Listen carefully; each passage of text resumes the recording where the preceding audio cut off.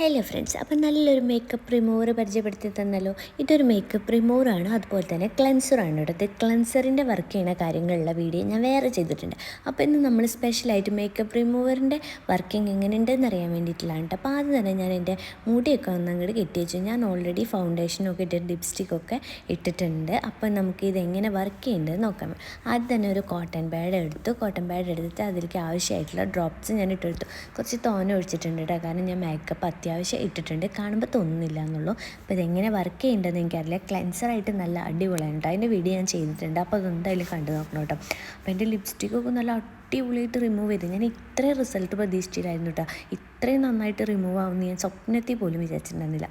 പിന്നെ ഫേസിൽ എല്ലായിടത്തും ഞാൻ കാണിച്ചു തരാം കേട്ടോ. നിങ്ങൾക്ക് ഞാൻ ലൈവ് റിസൾട്ട് എന്ന് പറഞ്ഞ പോലെ കാണിച്ചു തരാണ്. ഞാൻ ആദ്യമായിട്ട് തന്നെയാണ് ഇത് മേക്കപ്പ് റിമൂവറായിട്ടും ട്രൈ ചെയ്യുന്നത്. എനിക്ക് അത്ര ഇഷ്ടപ്പെട്ടു കേട്ടോ. അപ്പോൾ ഇതിൻ്റെ പേര് വന്നിട്ട് energy cucumber face cleanser and makeup remover എന്നാണ് കേട്ടോ. ഒരു അടിപൊളി പ്രൊഡക്റ്റാണ്, ട്രൈ ചെയ്ത് നോക്കിയേ.